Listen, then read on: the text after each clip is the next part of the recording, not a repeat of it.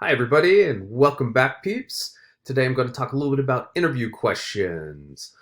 Uh, these pertain specifically to the profile essay, but there are other uses for them as well, as we'll find out later on in our course. Now, if you've never done an interview before, it's important to go through it systematically, and I'm here to have you think about what's the best way to approach it. It's not just like, hanging out with your friend, going to go get some pinkberry or something like that. There's a certain way you want to try to go about it because you have a very specific goal. You want to get as much information as possible from this person. And even more, you want to get information from them that maybe they don't want to tell you. We've all seen this in movies. Maybe you saw that scene in Yellow Jackets where that goes on.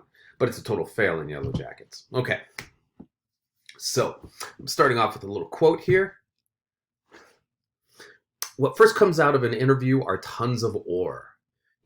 Stuff in the ground, right? Just random base metal. You have to get that gold dust in your hands. Now, how does it become a necklace or a ring or a gold watch? You have to get the form. You have to mold the gold dust. And this is really what writing is about, right? It's about molding all that raw material. You're digging, you're digging, you're digging, and you get a little bit of that really good stuff. And then you've got to find a way to refine it and put it into a pleasing shape, a shape that fits the purpose and the occasion.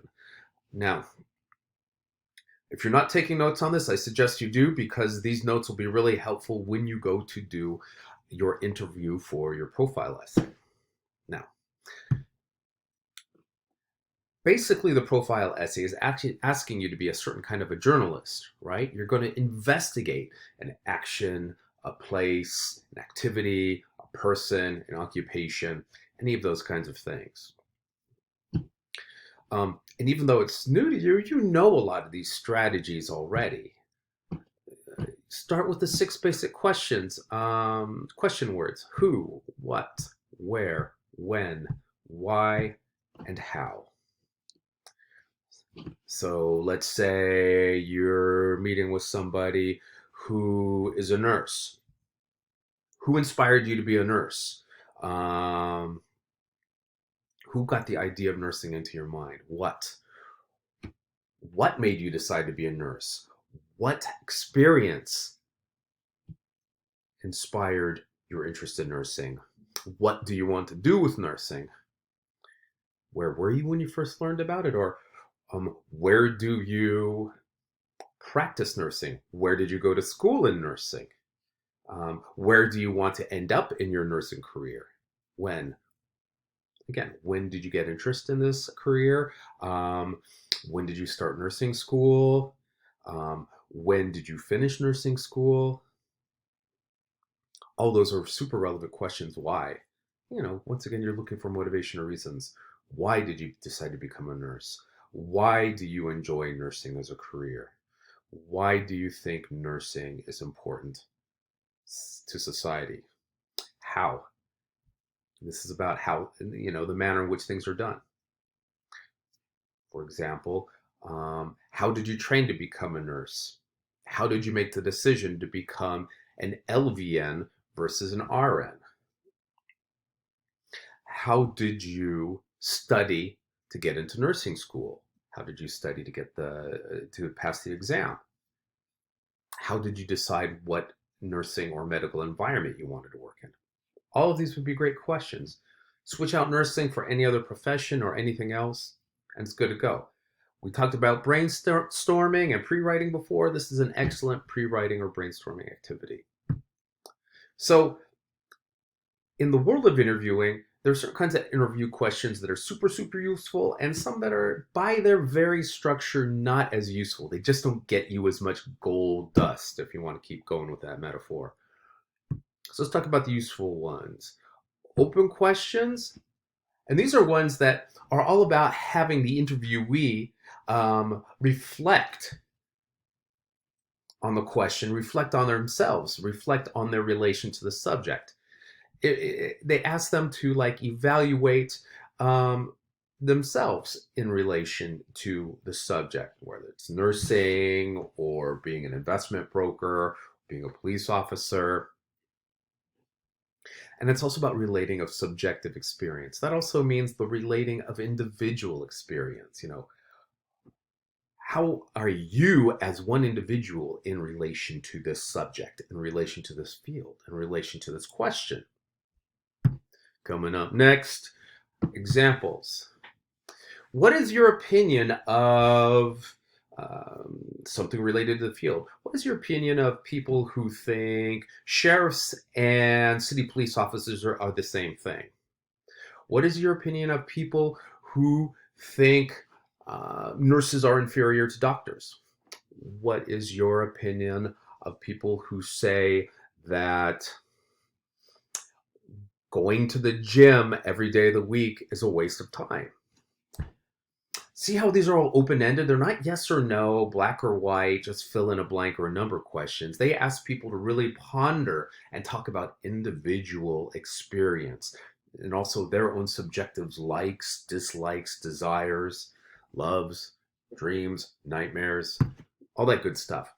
How did you react when something good or something bad happened at a veterinarian office? How did you react the first time an animal died in your arms at the office? That's a tough one, but you know what? It's a good question. And I think that's a really genuine concern for people going into any medical field. I know that was always something that,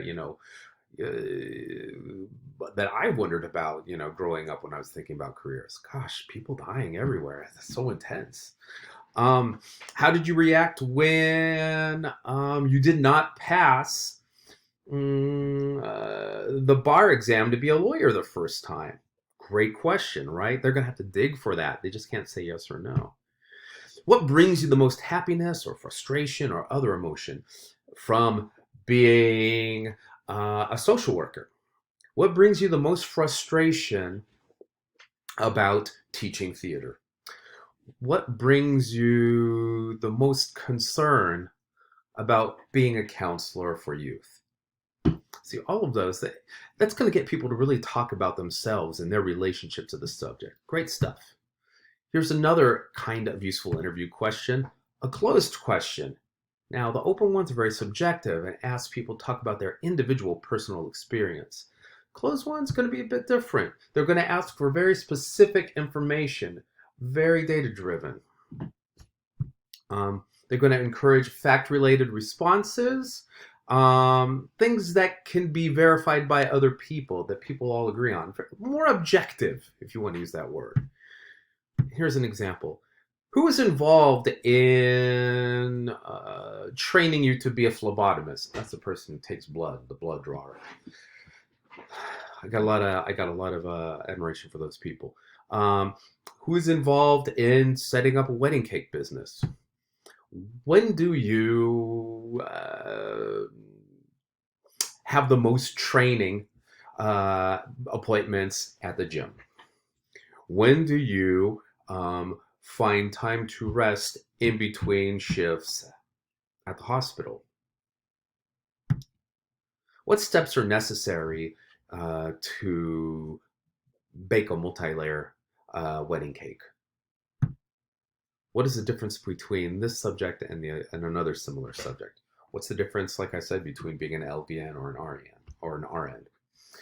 Again, you can tell this is going to be more factual information that a lot of other people could see, could agree upon, like the stuff you would find in books.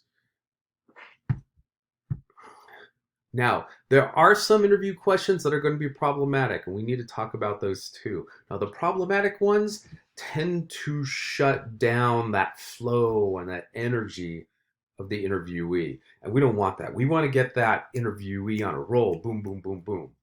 So forced choice questions are one of them. Suppose you're doing an interview about a guard who works at a boot camp style prison. That's one that's almost military style, right? They march, they have a little foot locker, yes sir, no sir, super disciplined. Now look at this question. Do boot camp style prisons increase self-discipline or resentment in the inmates? You forced a choice right there on the interviewee. They don't even have to think much about it. They could space out, flip a coin. Oh, definitely resentment. Or yeah, self-discipline. Totally, you nailed it. And then they're done. See, it kind of like shuts down that deeper digging in their brain. And you don't want that. You want them to dig. So it's an either or dilemma that doesn't really exist, right? There could be lots of things, um, lots of effects that boot camp style prisons uh, have in terms of effects. They could also limit the interviewee's response, like I said. So the solution to this is to let the interviewee evaluate the dilemma. So check out this question. What changes occur in inmates of boot camp style prisons? How does their self-discipline change? Does their resentment change as well? So in other words, you let them answer the question first. They can go all over the map and maybe give you an answer you didn't even think about, which is awesome. But then if you know that you really want some specific information, that's where your follow-up questions come. And look, notice I didn't say, does their self-discipline increase or does it decrease? I said, how does their self-discipline change? So then they have to think up, down, left, right, not at all, forward, backwards. That gives them more choices. That really makes more of their gears turn. So think about that. Now, at the end of every slide, of course, take some notes, especially on how to turn these problematic questions into more fruitful open questions. Okay. Here's another problematic interview question, a leading question. It's kind of like a forced choice question, but it's even tighter. You're giving them one choice, and they can just say yes or no. Do you think boot camp style prisons are a reaction against the lack of discipline in American society? Without even engaging any higher thought or thinking, they could be eating nachos or something like that, and be like, yep, and then go back to watching TikTok or whatever. They can check out of the question. And it assumes an answer already, which you don't want to do in your questions. You don't want to lead them there. So, again, the solution, make it into smaller questions and revise to make those assumptions clear. Look at this one. Some people believe that boot camp style prisons are a reaction against the lack of discipline in society. Do you think this is accurate? Then they go yes or no. They still check out. But then you can say, what other factors have contributed to their rising popularity? So once again, you're allowing them to think outside of your box. You want to find information that you haven't even thought of. That's the really exciting part of doing an interview. So here's the coup de grace interview question. If you like old classic Bugs Bunny, you remember him being in a boxing ring, he's not going to say coup de grace, which means the final blow or the finishing blow. He's going to say, oh yeah, I'm going in for the coup de gracie. But what it really means is that finishing blow. What is the weirdest thing that ever happened to you related to being a nurse, being a veterinarian, being a police officer, being a theater teacher? You got to ask this one at the end because they're already loosened up. They've already started talking. They're on a roll here, and they're more than likely to give you something that you wouldn't get at the beginning of the interview. Because you're chumming around. Save it for the last. In order to make sure that you get the most out of the interview, a few more things, do it in person, if at all possible. I know there's still COVID and stuff like that. Mask up, do it in person. Next best, Zoom or Skype, face to face. Once again, being in person is better. After that, phone call, which I don't recommend. With each technological barrier, the distance is greater. They can check out. They don't have to pour themselves out. And you really get the best, rawest, truest, and bountiful information from doing it live, face-to-face, in a room together. I hope this helps. Once again, if you've got any questions, let me know. I'll be talking to you soon, guys. Thanks a lot.